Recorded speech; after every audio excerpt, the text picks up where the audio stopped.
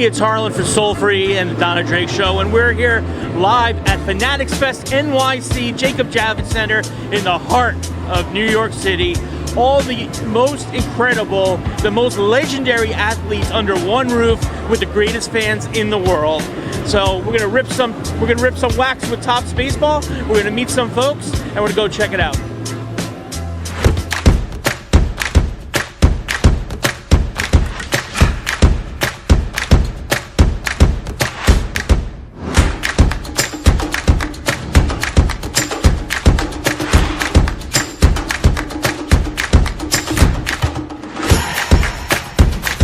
Soul Free with Harlan Friedman, your home for sneakers and culture, starts in 4, 3, 2, 1. Let's go!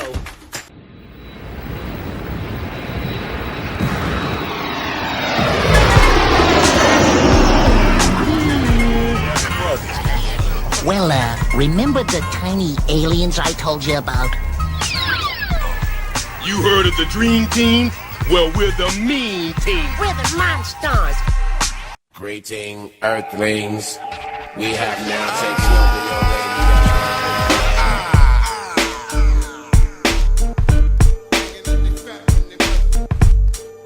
your Welcome. Song. What? Do it. Mackin. 1, 2. What?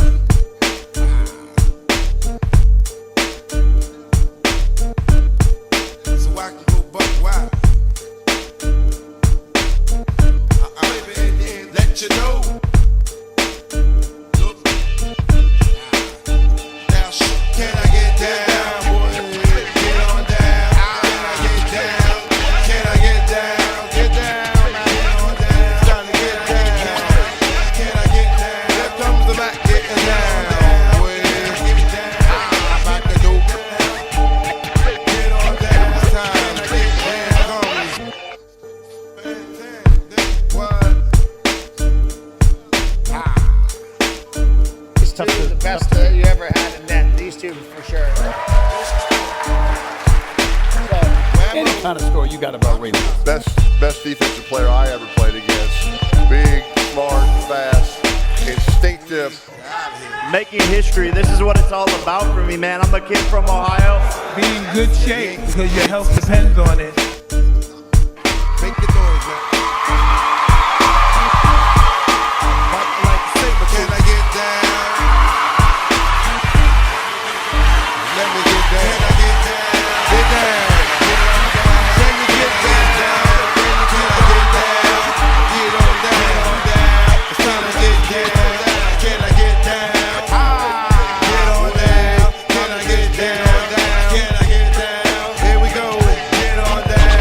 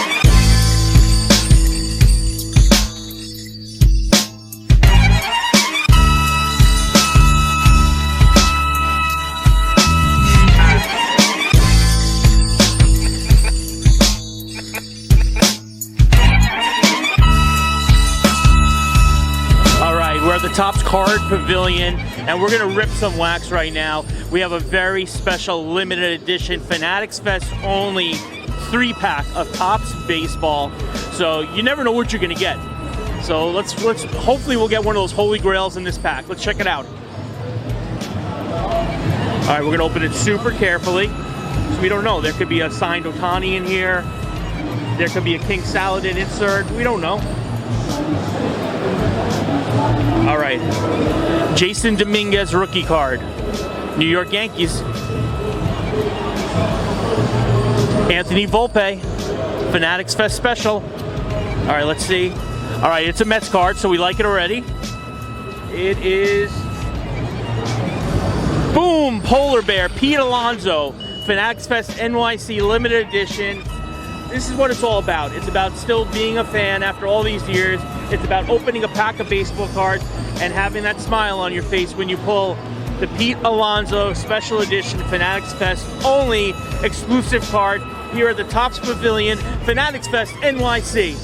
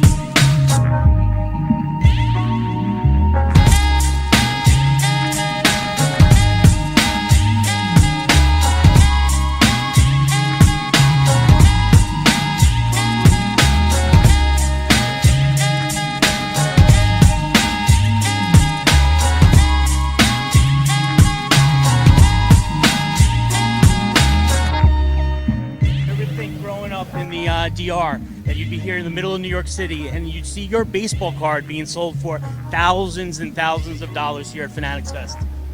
Well, as a kid, you always dream about something. You know, I remember when I was in 5th grade, I remember I was messing around with a friend of mine, and I remember telling, hey, I'm gonna practice an autograph for whenever, if I ever get famous. And they said, nah, you know, kid jokes. And all of a sudden, that's my autograph nowadays. So you dream big, but you have to put that extra work during the process.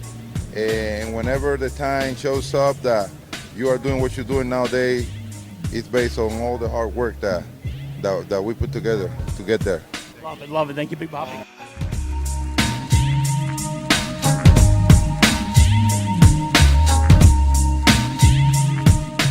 We're here at Fanatics Fest, New York City, and we're here with one of my idols. See, this is a whole show about idols, and we're here with Jazzy from Jazzy's World. What's up? Hey, what's up? Yeah, I'm very excited to be here. Fanatics Fest 2024. Absolutely, absolutely. And I gotta tell you, I've been watching you for years doing your show. You're with every major celebrity in the world. What gave you that fire to do what you do and be an inspiration to so many people out there? Well, thank you, and I feel like it was more so my dad, because my dad, he helped me really start my career by taking my brothers and I to different meet and greets and to different events like this. Yeah. And it came to a point where I was like, okay, let's do something much more constructive with our time. And we decided, hey, why not just get a karaoke mic and an iPad? It wasn't the best setup, but it was a starter setup. And we created some questions, and we just, well, we improved our brand from there, and we improved our equipment, and it's history. I love it. I love it. I love watching everybody love you. And I got to ask you, what's your favorite sneaker in the game right now? Favorite sneaker, military blue Jordan 4s. It matches with every single pair of outfits that I have. It's because I always wear blue like this, so it's perfect. I didn't wear it today because like the shade of blue didn't really match, but usually it does. I love it. Jazzy's World, check her out. Thank you for being an inspiration to so many who are doing what you do today. Well, thank you so much for this interview, and I'll continue to be an inspiration to kids around the world. Love it. All right, once again, we're at Fanatics Fest, New York City, and this is full circle time right now. I've been friends with this gentleman for years, and of course, it's Ron Berk of Berk PR. Brother, congratulations. Congratulations on everything. It's a pretty amazing setup. Michael Rubin has a vision. You walk in here, you're out of your mind, and then he pulls this off. It's insane. I feel like, growing up as 80s kids, I feel like we're in like Michael Rubin's fun house right now. Yeah, I mean, listen, there's everything here, right? You have all the cards, you can collect football, baseball, Garbage Patch Kids, WWE, everything that we grew up on in the 80s, you're right, 90s, and really that's what he does, right? And he's done such a great job to bring this all together. And I was talking to a couple of people yesterday. Ryan Clark says to me, he could have just started in the theater, started real small. I'm like, that's not Michael. No. Michael has this vision and he does this, and this is, and when you look around and you see 50,000 people and all these exhibitors and all this stuff, every league, every team, it's mind-blowing. And to do it the first time and pull it off like this is incredible, and I think people are going to have a great time. I hope people come out. There's 2 more days of this, and it's going to be incredible. Just walk right through, buddy. We're all good over here, man. We're good. Don't worry about it. We're all good. We're all good. Hey, this is live. Yeah. I love it. We're live. This is the real deal. Growing up, now you were right. There's so many different things here between baseball cards, football cards, entertainment. What was the holy grail for you? What was the card you had to have as a kid growing up? Listen, I'm old, so I would want the old ones, the Mickey Mantles and things like that. I'm not that old, but my time, it was Ricky Henderson, it was Don Mattingly, it was Doc Gooden, it was all those rookie cards, right? Yep. Darryl Strawberry, the '80s, that was the time, and the cards were so hot. So, and now I have them, right? I went out and found them, and during COVID was a big card time, so we went out and found them. So much fun. Yeah. And on another tip too, we talk a lot about sneakers on the show. Your feet are always dripping. We got to rep our guy Travis Scott, right? Feet are always dripping. Trav's our guy, so we bring out Travis Scott whenever we can. Trav will be here this weekend. Yeah. So, that's what we got to do. Yeah, are we expecting a couple surprises from Trav? I don't know. Well, he's got a good card drop coming tomorrow, so we'll see if that's going to be hot. I think the Travis Topps card drop is going to be insane. And talk to me everything Berk Communications. As a friend and a fan of everything you've done over the last 20 years plus, it's incredible watching you grow. What's next for Berk? Well, first of all, thank you for like you said, you've been with us from when we started. We're 25 years old this year, and you've been there from the beginning. We're just going to keep growing. I mean, we just want to keep building, keep growing the company, keep helping companies, keep helping people. A lot of what we do now, especially with Michael and Meek Mill and Desiree Perez and Robert Kraft and Jay-Z with the Reform Alliance, just, places that we can make an impact on society and help is really now bigger for us than anything else. So we want to keep going in that direction. I love it. You by making your dreams come true, you make everybody's dreams come true, and that's a gift. That's a gift. Thank you. I appreciate all the support. Always. All right. You got it, bro. Fanatics Fest, New York City. We're here with 3 of our biggest VIPs here. Guys, why don't you introduce yourselves? I'm Emmy. I'm Jackson. I'm Noah. All right. Emmy, Jackson, and Noah. Guys, what are you most excited about for Fanatics Fest, New York City? I'm excited to meet Tom Brady. Tom Brady, the GOAT. How about you, brother? The cards and the players. Yeah, are you ripping wax all day today? Yeah. Oh, yeah? What's the card you're hoping to get? I don't really care. Like a 1-of-1, diamond parallel, double autographed something? A Derek Jeter rookie. A Derek Jeter rookie. All right, we got Brady, we got Jeter, and my brother. I see the number 12 on your jersey already. But what are you hoping to? What's your highlight for today? To do the 40-yard dash. The 40-yard dash. How fast do you think you could run the 40? 7.5. 7.5. You heard it here first. He called his time.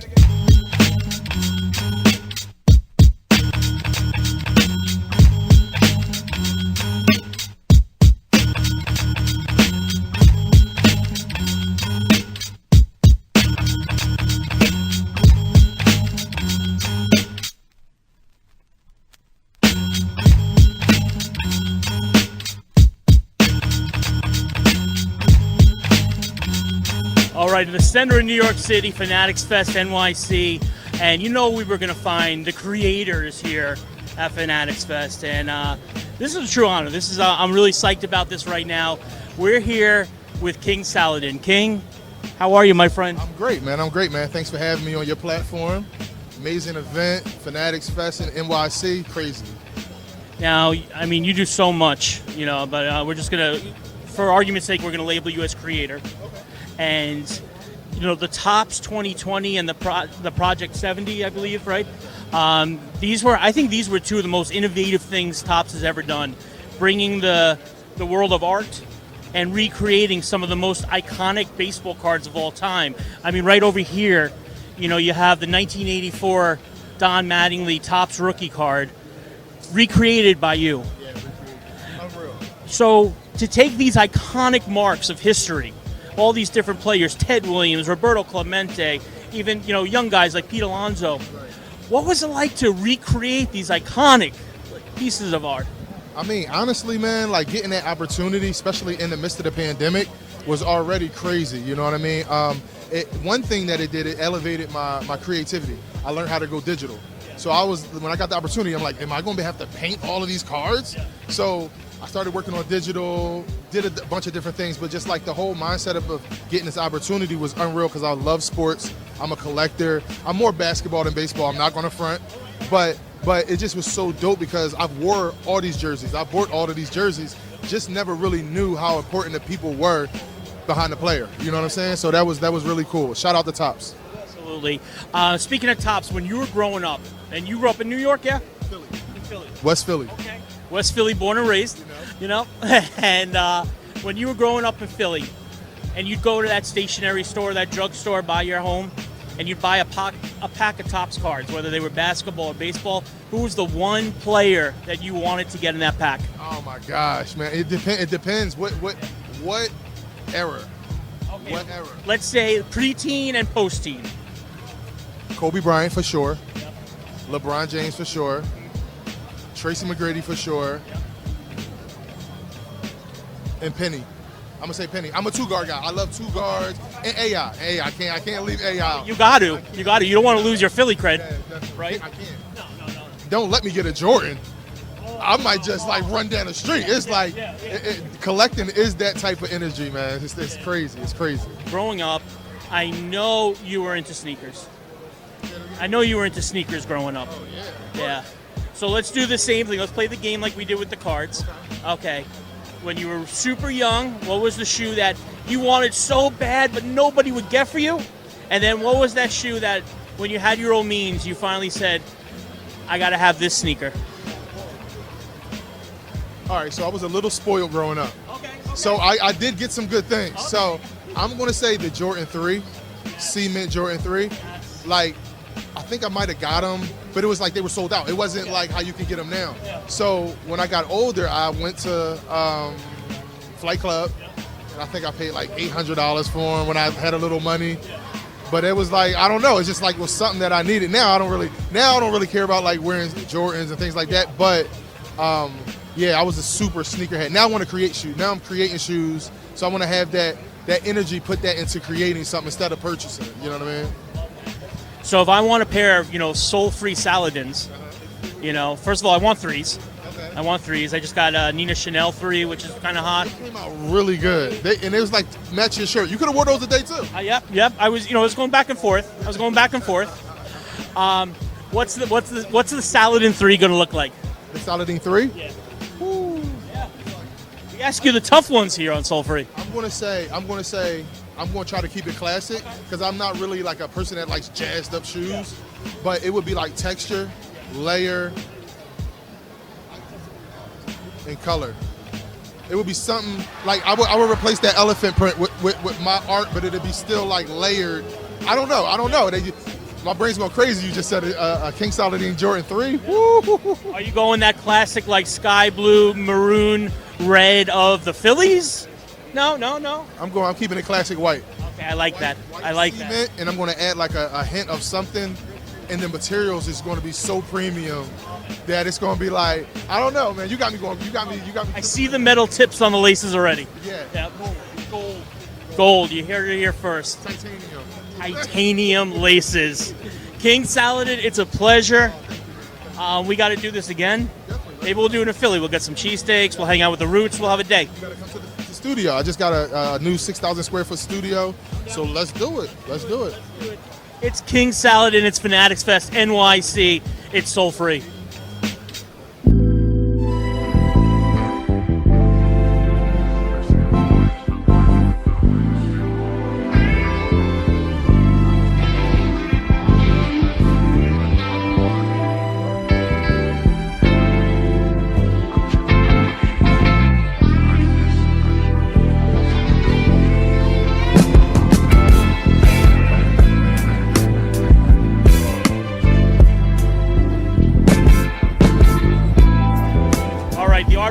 Exploding here at Fanatics Fest NYC, and we're here with one of my favorite sketch artists, Christopherson San Pablo.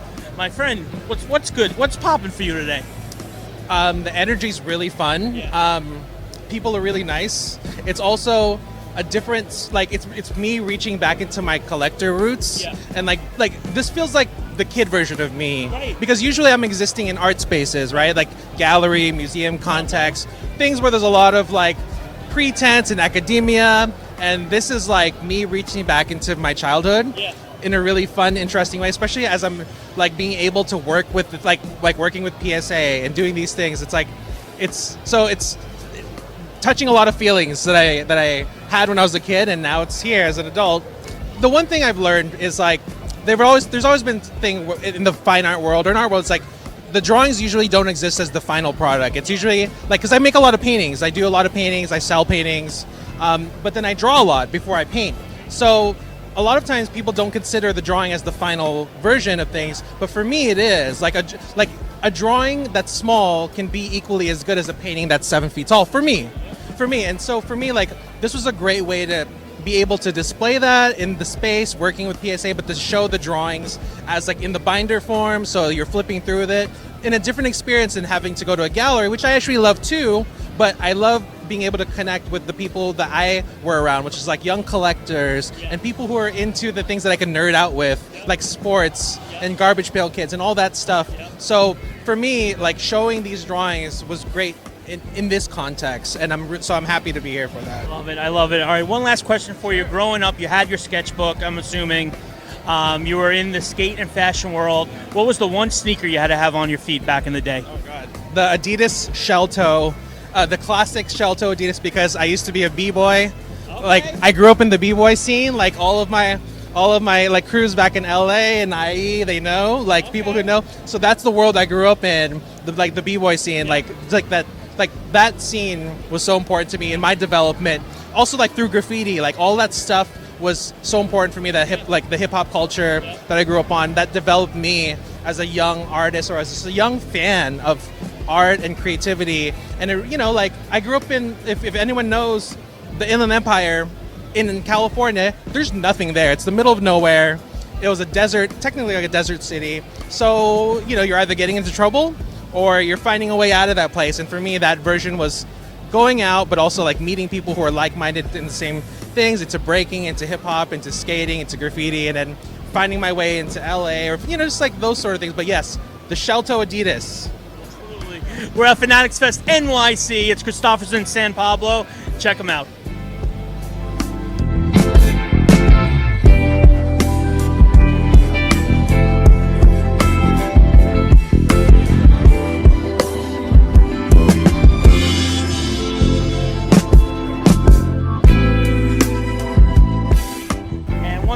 Mitchell and Ness. See, I'm one of those guys who grew up, I could never have a replica. It had to be the authentic thing. And Mitchell and Ness was the only company that would bring you that authentic feel. You could have, amazing throwback jerseys, amazing product. What's it been like, all these iconic jerseys that have gone through your hands over the year? What's it like touching each one of these incredible throwback jerseys? Well, I was part of the crew that touched the original wool that we found.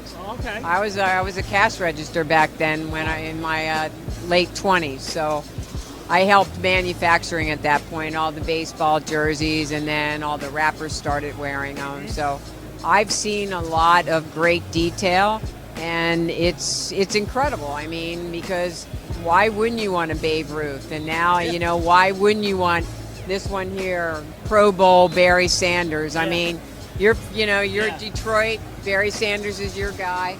I mean, look at this. This is real twill. This isn't the stuff you iron on. It's stitched.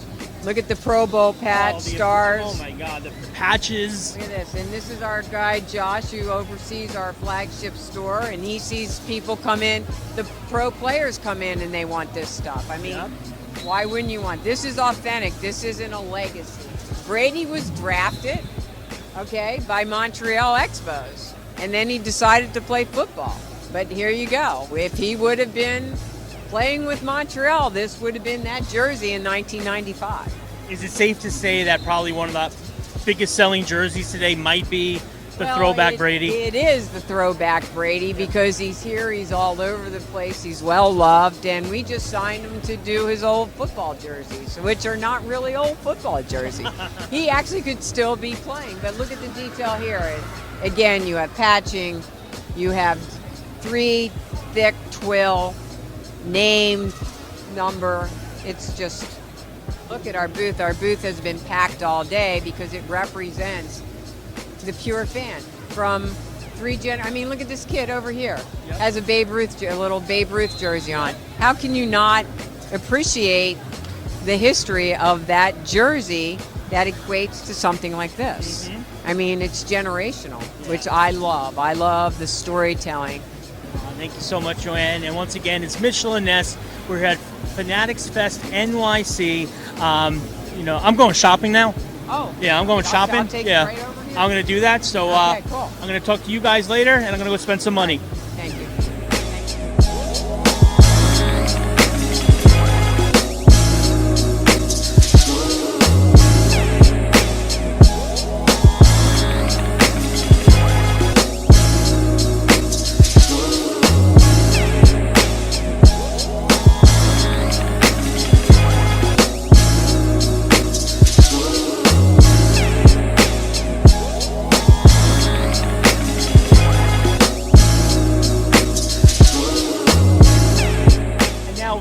Doesn't necessarily mean old. Vintage could be something that was just used maybe this past 4th of July out in the Hamptons, right? No. There needs to be, I think what constitutes vintage is, now I think it's like 20 to 25 years. Okay. So that's why Y2K, stuff that was really popular in the early 2000s is now being constituted as vintage. Right. That is second, if it was just worn last 4th of July, secondhand, but for vintage it's really tapping into those peak eras of what's inspiring a lot of the stuff that's coming out today. So there's something very special that's here. It's pre-loved, and I think it's appropriate that it's here because we're basically at Michael Rubin's bar mitzvah right now. It's Fanatics Fest NYC, and if we walk right over this way, can you show me what we have right here? Yeah. This is incredible. This is the Travis Scott Fanatic Michael Rubin collab, the invitation to the 4th of July party. You've heard about it, you saw it on Instagram, and we're actually sitting here with it. The case, the invite, the don't puke on these. How'd you, talk to me about how you even got these. So French Montana, the music artist, he is a co-founder in our company, Top Drwr, and we were very fortunate enough for him to lend us his pair to put on display. They're not for sale. Michael Rubin, if you're watching this, they're not for sale. Don't worry, French, you're not losing your invitation. But yeah, these are, I believe, one of 350 pairs for the invitation to his party. As you can see, you got the full, package here, the Pelican case, everything. So the initials of each guest are on the little, I think it's, lace decoration, and then on the insole you have the full name in cursive. So each pair, very unique. And obviously, French didn't puke on these. So they're all good. They're clean. They are clean. They are beautiful. And you might not get these, but you're going to get a lot of other incredible vintage shoes. It's Top Drwr. My friend, thank you so much for spending the time. You mind if I just put them on, try them on, see how they feel? Is that cool? Maybe next time. Sounds good. It's soul free.